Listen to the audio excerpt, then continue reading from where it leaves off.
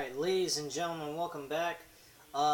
If you haven't checked out the WWE Raw Retro Review from March 1st, 1999, go ahead and check that out. That actually is the next video underneath this one that I'll be uploading, so definitely check that out. I might even leave a link down below in the description box. But anyway, guys, now we're doing WCW Retro Review for October 7th, 1996.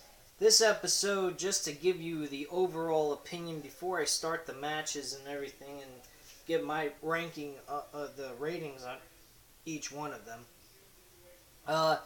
This event was actually pretty decent. The action was actually a little bit better. There was a series of strings of good matches. Some of them were kind of boring as fuck, but others were decent. There was good storyline build-up. The ending of WCW Nitro was interesting. So let's get into it.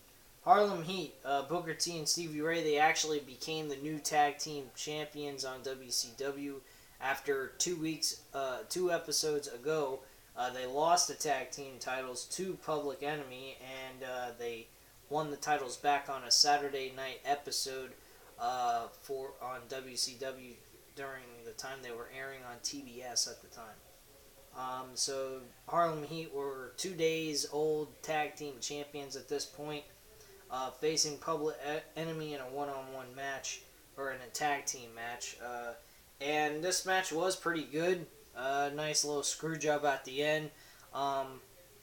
Stevie Ray went ahead, took a cane and whacked, I believe, Johnny Graz in the back of the knee, and disabled him pretty much, and he couldn't get up from for the count of 3 after Booker T got the pinfall on him. So that was pretty much the overall ending of that match.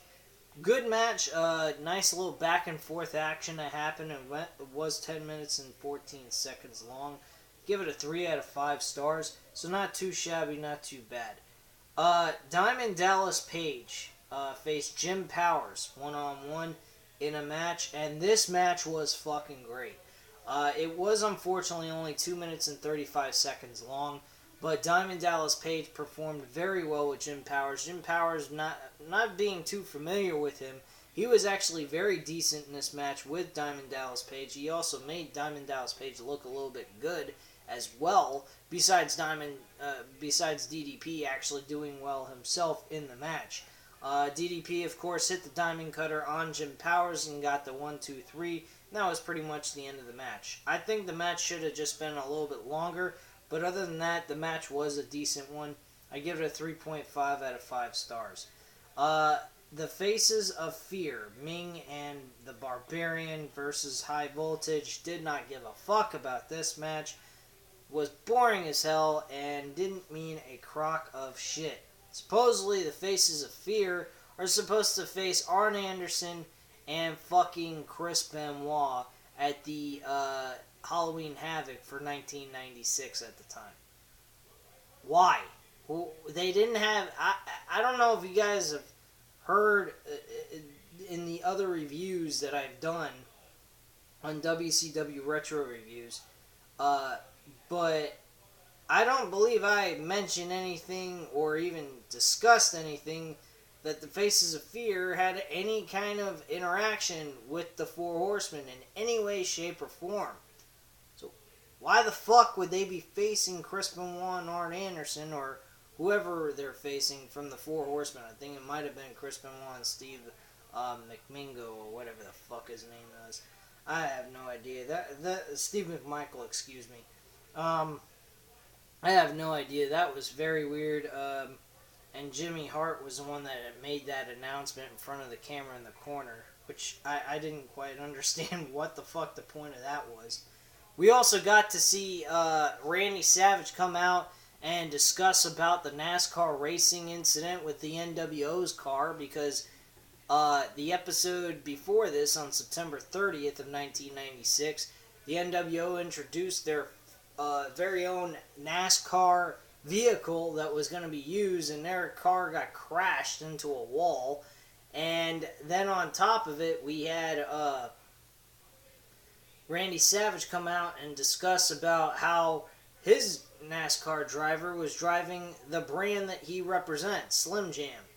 So, and they're just talking about how the race was great, they did fantastic, blah, blah, blah.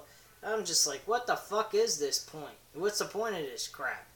Outside of the fact that finally, after talking about the NASCAR driving that happened a couple of days before Nitro for this episode, they finally get into the storyline between Hulk Hogan and Randy Savage for the world title at the Halloween Havoc pay-per-view.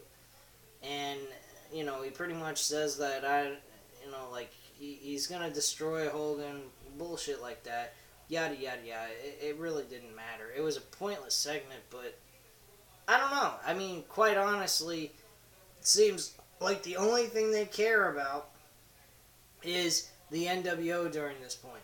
And pretty much that was the case, because they also had the NWO interfere with the Harlem Heat and Public Enemy match between those two.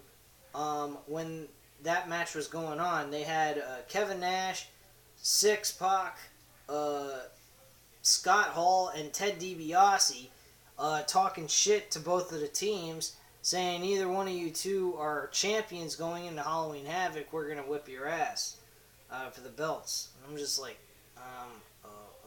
okay, yeah, whatever. I mean, this is kind of pointless. They're not even paying attention to what you're saying. But that was more important. They had Glacier facing Mike Winner. Did not really watch this match. Sucked. Give it a dud. Anything with Glacier was fucking retarded. It's just a Sub-Zero ripoff. Jeff Jarrett versus Hugh Morris. Not much there. Jeff Jarrett won by figure 4 and picked up the victory. Nothing really important happened there. Arn Anderson defeated the Renegade. This match was okay. I mean, it wasn't bad. And then Lex Luger came out and chased Arn Anderson out of the ring. I guess apparently they got some sort of rivalry that I don't know about or don't remember. I don't know. Jeff Jarrett and Hugh Morris was a decent match. Just to go back to that, I mean, that match I would give a 3 out of 5 stars. Arn Anderson Renegade, again, 3 out of 5 stars. Lex Luger defeated Squire David Tyler. Or Taylor, whatever the fuck his name is. Who the fuck cares, really? I mean, to be quite honest with you, who really gives a shit? Anything with Lex Luger, I mean, I'm going to go a small rant here. Anything with Lex Luger was garbage. I mean, to be quite honest with you guys, he absolutely sucked. I mean, they gave him the WCW World Title on a Nitro episode in 1997 against Hulk Hogan. Spoiler alert, if I ever get to it. Whenever I get to it, I should say.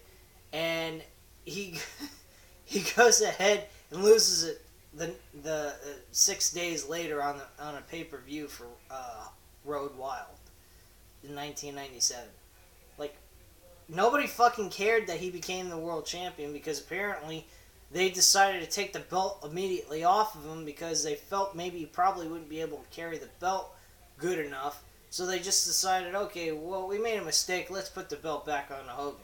Or they were just doing that for, to keep the audience guessing what the fuck is going on. To be quite honest with you, it don't matter, because Lex Luger absolutely sucks at wrestling. And that's all there is to it. He was never a good wrestler.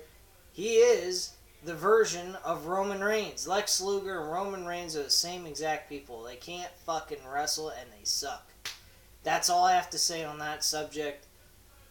Take it to the bank, whatever you want to do with what I just said. But that's the truth. Lex Luger is Roman Reigns.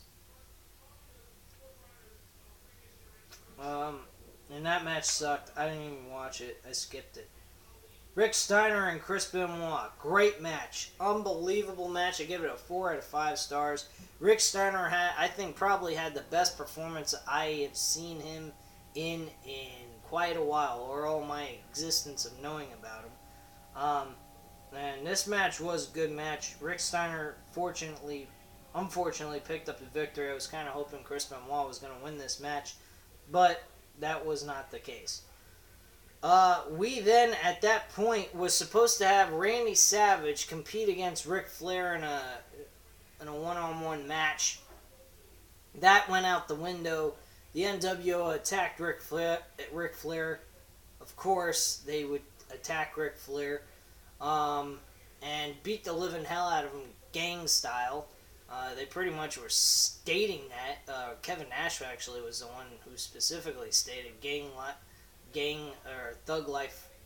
thug for life, or whatever the fuck he was saying. I don't remember what exactly the words were that he was saying, but he was basically saying they were thugs, and they beat the shit out of Ric Flair, stole the U.S. title from Ric Flair at that point, and Hulk Hogan went down in the ring with Elizabeth, and Big Show went with him, and they beat the hell out of Randy Savage. Randy Savage got a ass whooping and looked humiliated on national television. He went ahead, he got fucking knocked unconscious. They spray painted around his body in the middle of the ring as if he was in a crime scene. They also spray painted NWO rules in the middle of the ring. And they spray painted, Hulk Hogan sprayed his initials on Randy Savage afterwards as a way of saying, I branded your ass.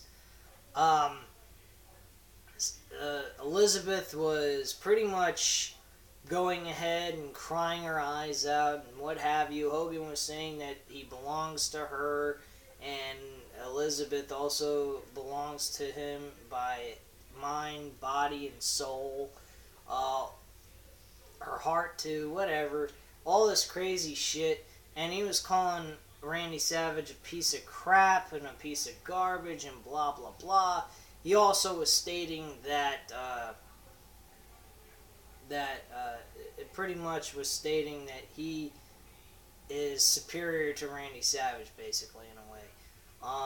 The audience they were priceless in this scene. If you do watch this episode and you see the ending of this, the audience is what made this whole incident worth watching, because quite honestly, it was your typical beatdown. There was nothing so shocking about it, but I guess back in that time it was shocking because nothing like that has ever happened before during that point. But the fans were throwing soda, beer, any kind of small debris to throw in the ring. I mean, Big Show is standing there holding Elizabeth, and Big Show gets hit with the fucking with a soda cup and gets splashed on, and I mean, they were just fucking rioting in that arena that night. So I mean, that was definitely well worth watching that segment because of what the audience did, not even really what Hogan did to Randy Savage at this episode. But anyway, that's all I really have to say at this point for the episode. It was a decent show. It wasn't all that bad. Just the matches needed to be a little bit better. But there was a string of decent matches here and there. And the ending segment was pretty good too. But anyway, at this time, guys, leave your comments and opinions down below. I definitely would like to hear from you guys. And also hit the subscribe button. It was a pleasure speaking to you guys. I hope you enjoyed the video, and have a great night, guys. Bye.